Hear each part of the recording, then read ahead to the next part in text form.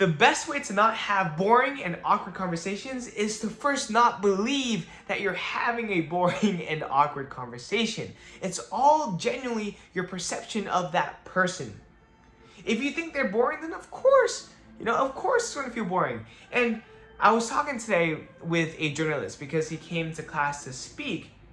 And I asked him, there's this one moment that I have every so often where it's like I'm sitting with this other person and we're kind of forced to be in the same spot. And I just don't know what to ask them anymore. And there's a void of silence, and it's just an awkward silence. And I'm doing my best to try to search for questions that I can ask that are just not surface level and that just don't feel like I'm just just throwing out random questions. And when I described that moment to him, he was like, yeah, you know what? My wife brought up the same thing. And number one, silence is not awkward. Silence just means that there's nothing to say, at least for right now, and that's okay. And he genuinely does not think of silence as awkward. He just pauses, lets it kind of ride out, let it ride out, and then he continues.